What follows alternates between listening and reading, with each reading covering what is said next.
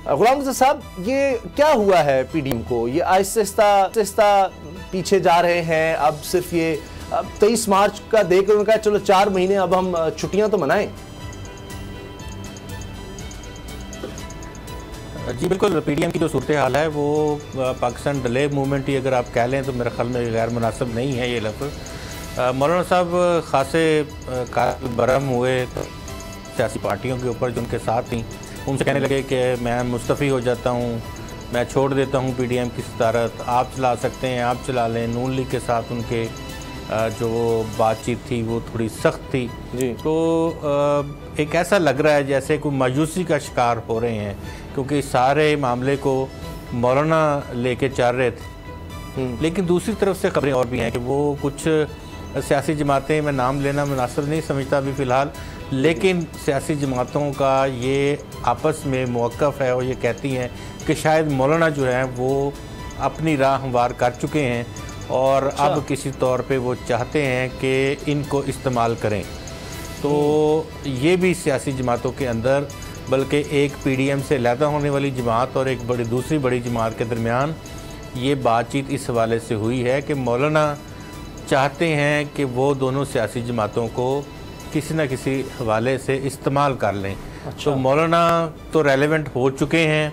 आप ये भी देख लें कि मौलाना के हवाले बड़ी से खबर है, बड़े मोहब्बत बड़े बयानात आ रहे हैं, मोहब्बत भरे बयानात। कल फवाद चौधरी साहब ने भी कहा था कि मौलाना फजल रहमान बड़े लिबरल और बर्दाश्त वाले आदमी हैं। इसी तरह से आप ये देखें कि इससे पहले भी जिस तरह का रवैया अफ़गान तालिबान के साथ है और अफ़गानिस्तान हुकूमत के साथ है, उसके तनाज़ुर में भी मौलाना साहब जो हैं वो रेलेवेंट हो चुके हैं।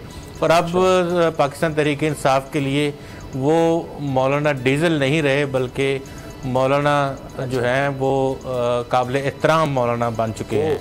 ठीक, तो ऐसी सूरत हाल में दो सियासी पार्टियां जो एक अलहदा हो गई पीडीएम से, एक पीडीएम में मौजूद है, उनका ये अंदरूनी खाना ये उनकी अंडरस्टैंडिंग है कि मौलाना अगर इस तरह से चलेंगे तो वो उनको ख़राब कर सकते हैं। तो इस तनाज़ुर में मौलाना ने, क्योंकि नून लीग को बहुत दफ़ा कहा कि हम ये करते हैं, हम एहतजाज करते हैं, हम जलसे करते हैं, लॉन्ग मार्च करते हैं, लेकिन किसी तरफ बात नहीं आ सकी।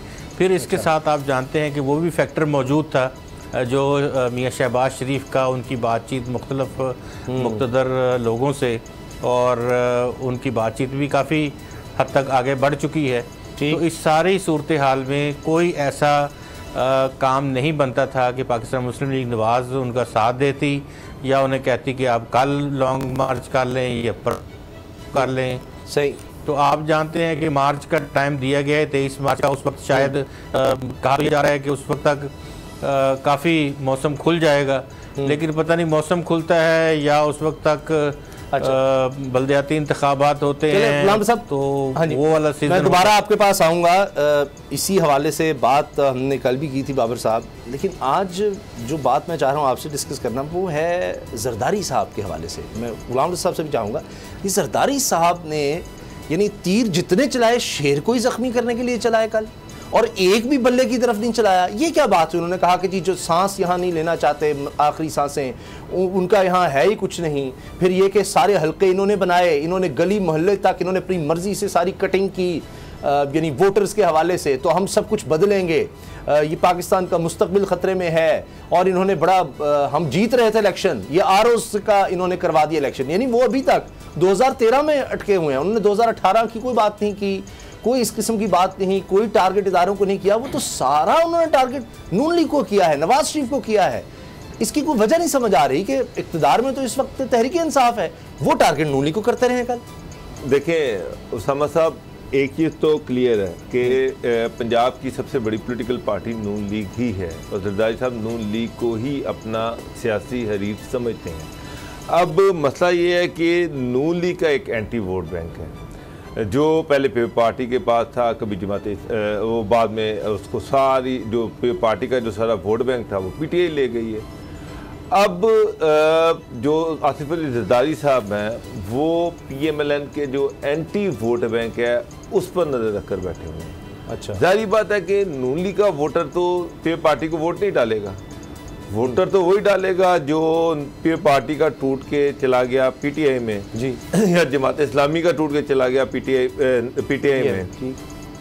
तो वो लोग जो थे, वो जो जरदारी साहब सोच रहे हैं, वो जो लोग थे वो पीटीआई की परफॉर्मेंस से मायूस हैं, वो पीटीआई की गवर्नमेंट से खुश नहीं है। जो इकोनॉमी की सूरत हाल है, जो मुल्क की सूरत हाल है, जो लॉ एंड ऑर्डर की सूरत हाल है, जो महंगाई है, जो बेरोज़गारी है, पीटीआई ने जितने वादे किए थे वो पूरे नहीं किए, गवर्नेंस का बुरा हाल है, तो वोटर जो है वो पीटीआई से बददिल है, मायूस है। तो जरदारी साहब ये चाह रहे हैं कि वो जो सारा वोटर जो पीटीआई से मायूस है उसको वो ग्रैब करें, अच्छा। उसको वो पीपल्स पार्टी की तरफ वापस लेके आएं। वो तभी आएगा जब वो नून लीग को गाली देंगे। गाली देने से, नून लीग को गाली देने से ही पीपल्स पार्टी जो है वो पीटीआई के दिल बर्दाश्ता वोटर को अपनी तरफ खींचेगी।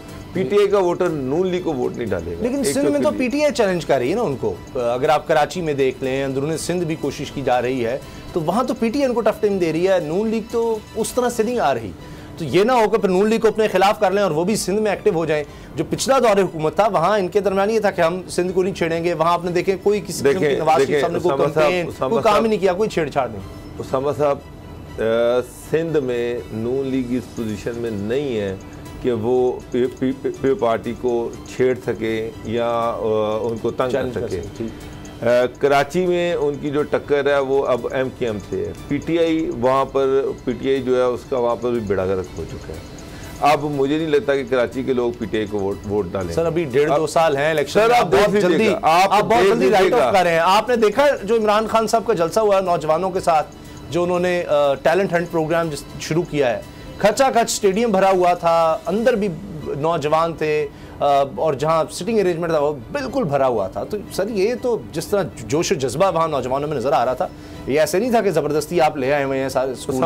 वो ऐनक मुझे भी दे दें जिससे आपको इतना, सर वो आप देख लें फुटेज, मैं वो ऐनक पहन के वो सारी चीजें देखना चाहता हूँ कि वो जो जोश है, वो जज्बा है। पता नहीं, मुझे लग रहा है कि आपके जो जुडिशल कॉलोनी है वहाँ पर हुकूमत की तरफ से मनोसलवा उतरता है, जो आप इतना खुश और मुतमईन है इस हुकूमत की परफॉर्मेंस से। मैंने इस हुकूमत की परफॉर्मेंस से आपको मुतमईन देखा है ना, मैंने किसी और को नहीं। मैं कब कह रहा हूं हर टाइम आपको ये लगता है लोग खुश हैं, 1.5-2 साल भी पड़े हुए हैं, लोगों को मिल रहा है, रोजगार मिल रहे हैं, पाकिस्तान की एक्सपोर्ट बढ़ गई है। आप खुद ही कहते हैं कि जनाब गवर्नमेंट की फिगर्स दे रहा हूं ना, कम हो रही हैं। आप कहते हैं कि पेट्रोल की कीमतें कम हो जाएंगी। आप ये कह रहे हैं कि टेक्सटाइल की एक्सपोर्ट बढ़ गई है। आप ये कह रहे हैं कि चावल की एक्सपोर्ट बढ़ गई है। पाकिस्तान दुनिया के जो G6 में आ गया है। आपकी बातों से तो मुझे ये लगता है, अदरवाइज बाकी आपसे बाहर निकलता हूँ तो ये सारे साल अभी रहते अच्छी बात है, अल्लाह करे पॉजिटिविटी बड़ी अच्छी बात है। और आप जैसे लोग जो है, इमरान खान साहब जो है, उनको नजर डालनी चाहिए कि इस हालात में भी जो पॉजिटिविटी वो हमको दे रहे हैं। तो अच्छा, गुलाम साहब बाबर साहब तो नाराज हो जाते हैं। 1.5 साल में शायद कुछ परफॉर्मेंस बेहतर हो जाए। असल चीज ये है कि आप कह रहे हैं कि कराची, जी, कराची में पीटीआई, मैं ये कह रहा था कि एमकेएम के साथ वो जो है पीपल्स पार्टी का बड़ा, वो पीपल्स पार्टी फोकस कर रही है एमकेएम की तरफ, वो पीटीआई की तरफ फोकस नहीं कर रही। पंजाब में नून लीग जो है वो बुज़दार सरकार को बदलना नहीं चाहती। वो ये कहते हैं कि बुज़दार सरकार जो है, जो परफॉर्मेंस है उस्मान बुज़दार साहब की, वो उनको सूट करती है, क्योंकि वो जितना बेड़ा गर्क सूबे का कर रहे हैं उतना उनका वोट बैंक बढ़ रहा है। अब उस्मान बुज़दार का तो पहले बेड़ा गर्क हुआ है, वहां तो पहले बजन है पीटीआई के साथ। सही। अब पीटीआई को गाली देने से कुछ फायदा नहीं होगा। अच्छा। पीटीआई को, हाँ, अगर आप नून लीग को गाली देंगे, तो अगर आप नून लीग को टारगेट करेंगे, तो फिर एंटी जो वोट होगा पीटीआई का, नून लीग का, वो आपको पड़ेगा। इसी चीज को मैं खामोशी से सुन लिया आपने उस्मान वसीम अकरम प्लस साहब के हवाले से जो कुछ कहा है। देखिए मैंने खामोशी से सुन लिया, इतनी आपने उनकी बुरी परफॉर्मेंस करार दे दी है। अच्छा गुलाम साहब, ये अपोजिशन कह रही है, हाँ, नून लीग यही कहती है कि जितना ये उस्मान बुज़दार कंटिन्यू करेगा जितनी देर, हमें उतना फायदा। ठीक है सर। अच्छा गुलाम साहब, ये जरदारी साहब ने टारगेट क्यों किया हुआ है नून लीग को आपकी नज़र में? देखिए, सबसे पहले तो मैं आपको ना इस हुकूमत को चाहिए कि आपको मिनिस्टर फॉर होप का दर्जा दे दें कि आपने हमेशा सर मैं देखिए आपकी जो बात सर क्या चले मुझे बताएं, महंगाई है बिल्कुल है, डॉलर ऊपर जा रहा है, पेट्रोल ऊपर जा रहा है, महंगाई हो रही है, बेरोजगारी है, बिल्कुल है, लेकिन क्या वहां पर नौजवानों ने क्या नारे लगाए इमरान खान के लिए? क्या आज भी कोई वोट बैंक क्या खत्म हो गया? सुन ले उसकी भी सुन ले। आज अगर इलेक्शन हो गए तो मेरा भी ख्याल है कि आज तहरीक इंसाफ हार जाएगी, लेकिन जनरल इलेक्शंस में सर अभी 1.5 साल है, हो सकता है इमरान खान साहब आए ना ये माल रोड पे आके खड़े हो जाए। आज के दिन मेरा भी तज्जिया यही है, आज के दिन मेरा भी नाकिस तज्जिया यही है कि आज अगर आप इलेक्शन करवाएंगे तो इमरान खान साहब हार जाएंगे। खैबर पख्तूनख्वा बड़ा उनको मुश्किल होगा, पंजाब में तो बड़ा ही आसान है, आप कंटोनमेंट इलेक्शन देख लें, लेकिन मैं तो ये कर रहा हूँ कि 1.5-2 साल हो सकता है कि कुछ ऐसी परफॉर्मेंस कर दें। चले खैर छोड़ें गुलाम रज़ा साहब, मैं ये जो सूरत हाल जो आप बता रहे हैं कि नौजवानों से खचाखच भरा हुआ था, यकीन माने जिन स्कूलों कॉलेजेस के लोगों से बच्चों से कहा गया था, टीचर्स से, कि उनके बच्चों की हाज़िरी यहाँ लगनी है स्पोर्ट्स कम्प्लेक्स में, और जैसे भी होगा जो नहीं आएगा उसको नुकसान पहुँच सकता है। तो इस तरह की सूरत हाल में जहाँ जहाँ से लोग लाए गए थे, जिधर जिधर से बच्चे लाए गए थे, ये अगर आप चाहें तो आपको मुकम्मल आपके प्रोग्राम में तफसीलात भी पेश की जा सकती हैं। सर ऐसे ही लाए जाते हैं सर, पीपल्स पार्टी नून लीग के दौर में ऐसे लाए जाते थे, लेकिन मेरा ख्याल है बच्चों को आप जोशो जज्बा नहीं दिला सकते जबरदस्ती लाकर। बहरहाल आपकी बात एक चीज और भी फिर मैं आपको बताता हूँ। चले एक बात सुन, जो भी नौजवान अपने माँ बाप के खर्चे पे अभी तक है, वो इस वक्त तक इमरान खान साहब वोटर है, वो सपोर्टर है, वो नारे मारता है। जो बच्चा, जो नौजवान अपने घर का खर्च खुद उठाता है, या वो किसी जगह मुलाजमत करता है, या वो अपने पेट्रोल डलवाता है, जो वालिद के पैसों से पेट्रोल डलवाता है, वो तो खुदा ना खासा वो खुश नहीं हो सकता। बाकी सारी सूरत हाल आपके सामने है। गुलाम मुद्दा साहब, मैं समझता तो ये पूछना चाहता हूँ कि अंकल के मेरा ख्याल है कि पैसों से ये भी मुतविज हो रहे हैं। आज भी कंट्रीब्यूटर मेरे वालिद साहब के घर में, ये आपसे लेते हैं, मानता हूँ ये बात सही है, मेरे वालिद साहब ने आज भी घर में। दूसरी बात ये है कि पाकिस्तान पीपल्स पार्टी जो है वो रिवाइवल की जंग लड़ रही है पंजाब में, और हमने ये देखा कि पहले बिलावल भुट्टो साहब को उतारा गया था, लेकिन बिलावल भुट्टो साहब उस तरह से वहाँ पे परफॉर्मेंस उनकी ना हो सकी क्योंकि उनके पुराने लोगों से राब्ते नहीं थे, बहुत सारे लोगों को वो जानते भी नहीं थे, तो ब्रीफिंग्स के ऊपर तो नहीं चीज़ें चलती। तो जरदारी साहब खुद बैठे हैं वहाँ पे, वो पंजाब की पॉलिटिक्स को भी समझते हैं, पंजाब के लोगों को भी जानते हैं, और वहाँ जोड़ भी कर सकते हैं पॉलिटिक्स में। वो इस सारी चीज़ों को अगर आप सारा मिलाएं तो जो बाबर डोगर साहब का तज्जिया है बिल्कुल 100% मैं उससे मुत्तफिक हूँ।